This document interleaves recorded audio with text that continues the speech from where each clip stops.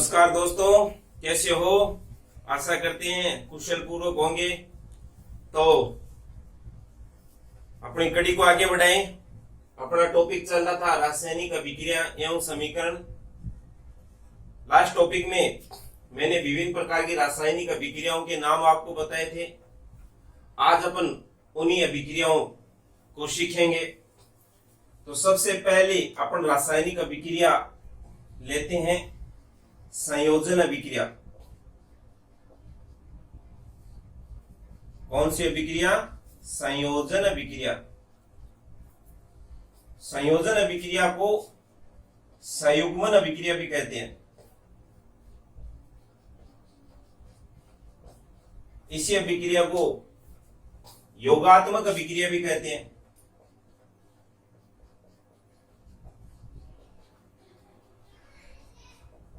अंग्रेजी में इसको एडिशन अभिक्रिया भी कहते हैं। तो चलो अपन सीखते हैं संयोजन अभिक्रिया क्या होती है। संयोजन अभिक्रिया वो होती है जिसमें दो या दो से अधिक अभिकारक, मान लेते हैं ए और बी, आपस में क्रिया करके एक नया पदार्थ सी बनाता है। ऐसी अभिक्रियाओं को संयोजन अभिक्रिया कहते हैं। तो अपन कहेंगे जब दो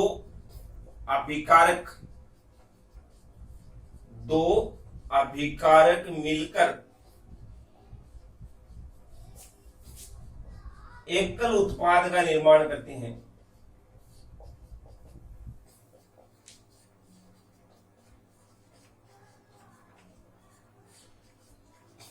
जब दो अभिकारक मिलकर एकल उत्पाद का निर्माण करते हैं उसे संयोजन अभिक्रिया या संयुग्मन अभिक्रिया या योगात्मक अभिक्रिया कहते हैं।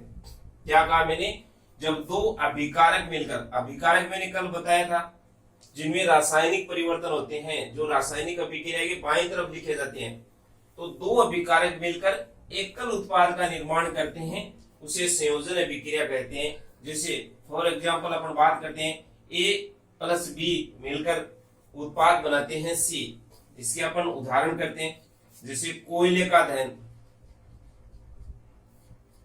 कोयले का दहन, तो कोयला क्या होता है? कार्बन। कार्बन दहन का मतलब O2 के साथ क्रिया, तो ये क्या बनाते हैं? CO2 बनाते हैं। ठीक है। इसी प्रकार एक एग्जाम्पल और लेते हैं अपन, मैग्नीशियम फित्ते का दहन। मैग्नीशियम Mg दहन, वही अपन O2 के साथ क्रिया करते हैं, तो अपना बन जाएगा MgO, magnesium oxide. Mg plus O2 MgO। इसी प्रकार अपन एक उदाहरण और करते हैं, जल का निर्माण। जल का निर्माण कैसे होता है दोस्तों? जब H2 यानी हाइड्रोजन, O2 यानी ऑक्सीजन आपस में क्रिया करते हैं तो H2O जल का निर्माण होता है। तो हमने तीन प्रकार की अभिक्रिया यहाँ बनाई है, कोयले का दहन, मैग्नीशियम फित्ते का दहन और जल का निर्माण। तो आप देखिए तीनों में जो उत्पाद बना है वो उत्पाद सदैव एक बनता है। तो संयोजन अभिक्रिया की विशेषता आपको याद रखनी है मित्रों कि संयोजन अभिक्रिया में सदैव उत्पाद एक बनता है। अपने को एग्जाम में ये पूछ भी लेते हैं कि ऐसी अभिक्रिया का नाम लिखिए जिसमें दो अभिकारक मिलकर एकल उत्पाद का निर्माण करते हैं। तो एकल उत्पाद अपन कौन सी अभिक्रिया में बनता है? संयोजन अभिक्रिया में। तो संयोजन अभिक्रिया कौन सी होती है? जिसमें दो अभिकारक मिलकर एकल उत्पाद, इस बात को विशेष फोकस करना है, एकल उत्पाद, जिसमें दो अभिकारक मिलकर एकल उत्पाद का निर्माण करते हैं। ऐसी अभिक्रियाओं को कौन सी अभिक्रिया कहते हैं? संयोजन अभिक्रिया। जैसा कि मैंने नाम बताया आपको, ये भी अपने को ध्यान रहना चाहिए, संयुग्मन अभिक्रिया या योगात्मक अभिक्रिया, ये सारी एक ही है। तो संयोजन अभिक्रिया कौन सी होती है? जिसमें दो अभिकारक मिलकर एकल उत्पाद का निर्माण करते हैं, संयोजन अभिक्रिया कहते हैं। अपन इसमें एग्जाम्पल के रूप में कोयले का दहन ले सकते हैं, मैग्नीशियम फित्ते का दहन ले सकते हैं, जल का निर्माण ले सकते हैं। तो ये सारी कौन सी अभिक्रिया? संयोजन अभिक्रिया आपके समझ में आ गई होगी। अब नेक्स्ट अपन लेते हैं नेक्स्ट अभिक्रिया। इसी के विपरीत लेते हैं ताकि अपने को याद रखने में आसान हो जाए। वियोजन या अपघटनीय अभिक्रिया। अपघटनीय अभिक्रिया, अपघटन का मतलब होता है, आपको यही ध्यान रखना है, अपघटन का मतलब होता है टूटना, ठीक है। वियोजन या अपघटन, अपघटन का मतलब क्या होता है? टूटना। तो वियोजन अभिक्रिया क्या होती है? वियोजन अभिक्रिया को अपन क्या कहते हैं? अपघटनीय अभिक्रिया। ऐसी अभिक्रिया जिसमें एकल अभिकारक, देखिए यहां ही शुरुआत हो गई है। ये प्रमुख बात अपने को जो ध्यान रखने की है वो यही है, जब एकल अभिकारक दो या दो से अधिक, जब एकल अभिकारक दो या दो से अधिक उत्पादों में टूट जाता है, जब दो या दो से अधिक अभिकारक जब एकल अभिकारक दो या दो से अधिक उत्पादों में टूट जाता है, ऐसी अभिक्रिया को वियोजन या अपघटन अभिक्रिया कहते हैं। फिर देखिए, जब एकल अभिकारक दो या दो से अधिक उत्पादों में टूट जाता है तो उसे वियोजन अभिक्रिया कहते हैं। एग्जाम्पल की बात करते हैं अपन, देखिए जिसमें एकल अभिकारक ए, बी और सी उत्पाद में टूट जाता है तो ऐसी अभिक्रिया को अपन क्या कहते हैं? वियोजन अभिक्रिया। CaCO3 calcium carbonate, calcium carbonate, CaCO3 calcium carbonate, जिसे अपन संगमरमर या चूना पत्थर भी कहते हैं। कैल्शियम कार्बोनेट, संगमरमर या चूना पत्थर, जब इसका वियोजन होता है तो CaO और CO2 में ये वियोजित हो जाता है। तो CaO क्या है? कैल्शियम ऑक्साइड,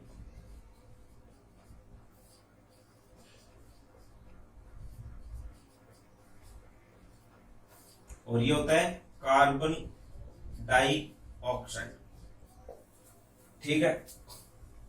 तो चूना पत्थर को जब गर्म किया जाता है तो कैल्शियम ऑक्साइड जिसे अपन बिना बुझा हुआ चूना भी कहते हैं, और कार्बन डाइऑक्साइड कौन सी गैस होती है? अपने को ध्यान रखना है, जो अपन श्वसन क्रिया से जिस गैस का निष्कासन करते हैं और जो प्रकाश संश्लेषण में पेड़ पौधे जिस गैस का उपयोग करते हैं, ये वही CO2 है, कार्बन डाइऑक्साइड गैस CO2।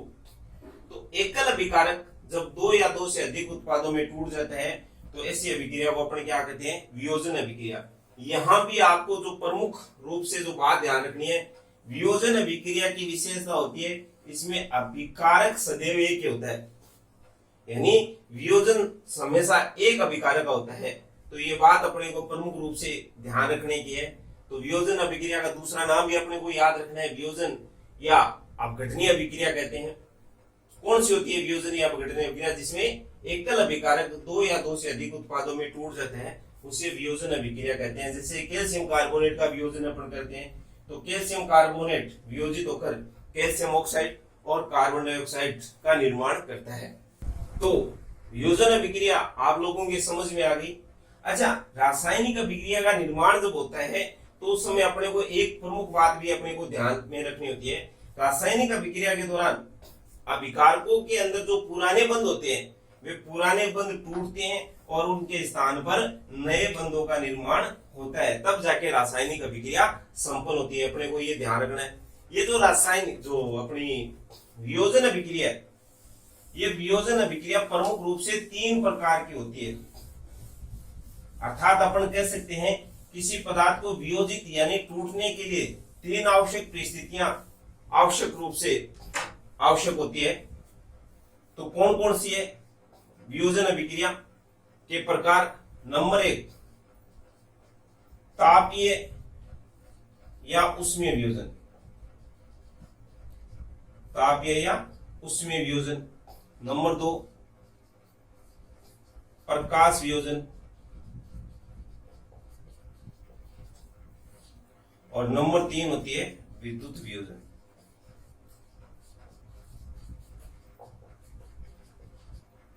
किसी पदार्थ के वियोजन के लिए 3 आवश्यक परिस्थितियां होती है, इसलिए अपन कह सकते हैं वियोजन या अपघटनीय अभिक्रिया 3 प्रकार की होती है। नंबर 1 तापीय या उष्मीय वियोजन, नंबर 2 प्रकाश वियोजन, और नंबर 3 विद्युत वियोजन। अब अपन एक एक अभिक्रिया को यहां सीखते हैं।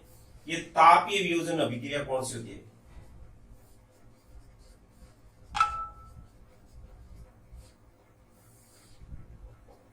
तापीय वियोजन अभिक्रिया जब किसी पदार्थ को गर्म किया जाता है, यानी उष्मा दी जाती है, तो अपन कहेंगे जब किसी पदार्थ को गर्म किया जाता है तो वह उष्मा ग्रहण करके सरल पदार्थों में टूट जाता है। जब किसी पदार्थ को गर्म किया जाता है,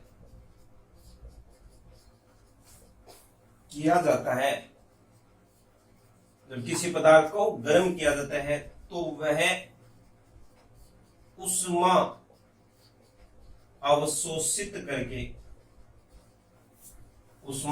अवशोषित करके सरल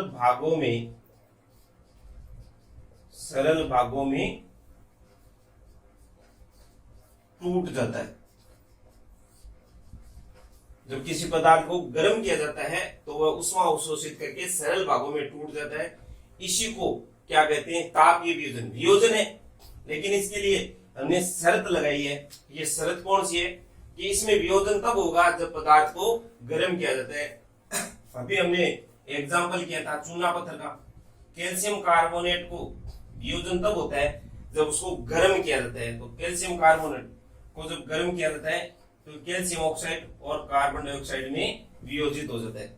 ठीक है मित्रों, याद रह जाएगी कि जब किसी पदार्थ को गर्म किया जाता है तो वह उष्मा अवशोषित करके सरल भागों में टूट जाता है। इसी को अपन तापीय या उष्मीय वियोजन कहते हैं। अपन इसका एक एग्जाम्पल और लेते हैं।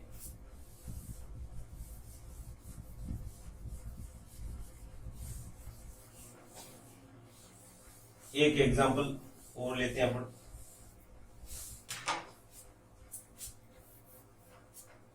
Lead sulphate PbSO4, lead sulphate. इस लेड सल्फेट को जब गर्म किया जाता है तो ये लेड ऑक्साइड, सल्फर डाइऑक्साइड और सल्फर ट्राइऑक्साइड में वियोजित हो जाता है। तो पदार्थ का वियोजन करने के लिए आवश्यक परिस्थिति हमने क्या लगाई? ताप। तो तापीय वियोजन में हमने यही बात की, जब किसी पदार्थ को गर्म किया जाता है तो उष्मा अवशोषित करके सरल भागों में टूट जाता है।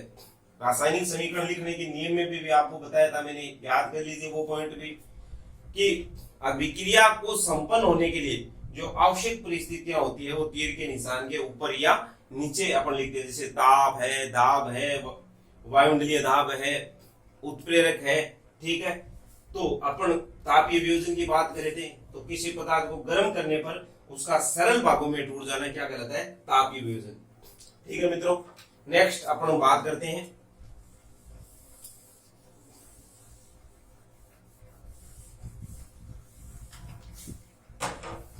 नंबर 2 बात करते हैं अपन प्रकाश वियोजन की। प्रकाश वियोजन क्या होता है? किसी पदार्थ का सूर्य के प्रकाश की उपस्थिति में, किसी पदार्थ का सूर्य के प्रकाश की उपस्थिति में सरल भागों में टूट जाना। किसी पदार्थ का सूर्य के प्रकाश की उपस्थिति में सरल भागों में टूट जाना प्रकाश वियोजन कहलाता है। तो अपन कहेंगे किसी पदार्थ का सूर्य के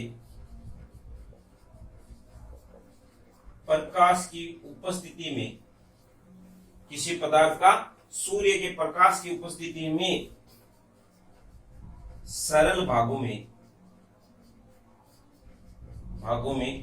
टूट जाना प्रकाश वियोजन कहलाता है। किसी पदार्थ का सूर्य के प्रकाश की उपस्थिति में हम क्या कह रहे हैं? प्रकाश वियोजन। तो शर्त क्या हो गई, सूर्य के प्रकाश की उपस्थिति में। जैसे AgCl, AgCl क्या होता है, सिल्वर क्लोराइड, AgCl। ये AgCl वही है जिसका फोटोग्राफी में उपयोग किया जाता है। श्वेत श्याम फोटोग्राफी के निर्माण के दौरान AgCl यानी सिल्वर क्लोराइड का उपयोग किया जाता है। तो इस AgCl को सूर्य के प्रकाश में रखा जाता है, तो ये Ag और Cl2 में वियोजित हो जाता है। तो हमने बात की थी कि किसी पदार्थ का सूर्य के प्रकाश की उपस्थिति में सरल भागों में टूट जाना क्या कहलाता है, प्रकाश वियोजन कहलाता है। ठीक है, समझ में आ गया होगा। नेक्स्ट अपन बात करते हैं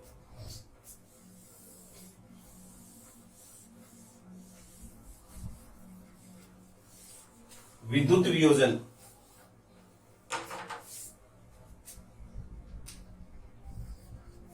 विद्युत वियोजन, ये विद्युत वियोजन क्या होता है, किसी पदार्थ की गलित या द्रव अवस्था, किसी पदार्थ की गलित या द्रव अवस्था में विद्युत धारा प्रवाहित करने पर, किसी पदार्थ की गलित या द्रव अवस्था में विद्युत धारा प्रवाहित करने पर पदार्थ का सरल भागों में टूट जाना या वियोजित हो जाना क्या कहलाता है, विद्युत वियोजन कहलाता है। पदार्थ की गलित या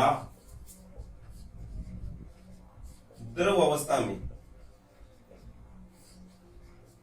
पदार्थ की गलित या द्रव अवस्था में विद्युत धारा, किसी पदार्थ की गलित या द्रव अवस्था में विद्युत धारा प्रवाहित करने पर सरल भागों में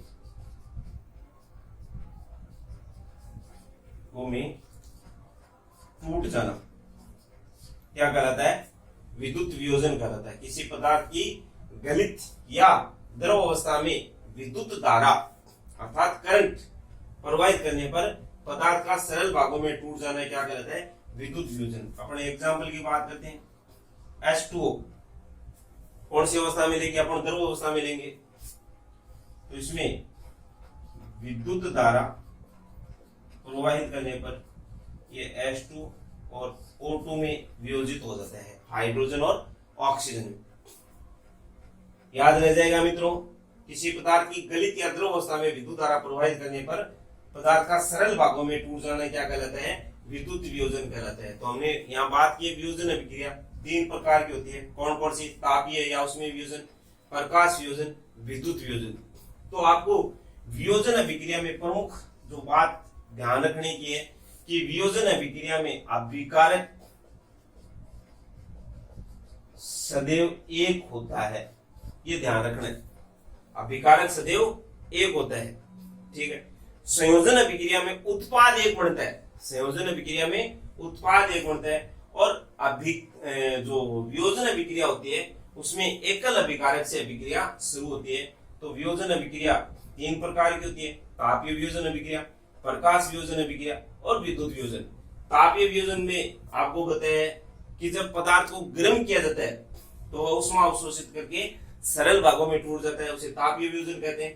प्रकाश वियोजन, जब पदार्थ को सूर्य की प्रकाश की उपस्थिति में रखा जाता है तो सूर्य के प्रकाश की उपस्थिति में पदार्थ सरल भागों में वियोजित हो जाता है, उसे प्रकाश वियोजन कहते हैं। विद्युत वियोजन, किसी पदार्थ की गलित या द्रव अवस्था में विद्युत धारा प्रवाहित करने पर पदार्थ सरल भागों में वियोजित हो जाता है, उसे विद्युत वियोजन कहते हैं। तो शायद आपके अभिक्रिया समझ में आ गई, संयोजन अभिक्रिया और वियोजन अभिक्रिया। तो ये संयोजन अभिक्रिया, वियोजन अभिक्रिया आप लोगों को कैसे लगी, आप अपने सुझाव कमेंट बॉक्स में लिख के बताएंगे। और यदि आपको क्लास अच्छी लगी है तो आप वीडियो को लाइक कीजिए, शेयर कीजिए, सब्सक्राइब कीजिए, ताकि आपके अन्य मित्र को भी इन कक्षाओं का लाभ मिल सके। धन्यवाद, जय हिंद।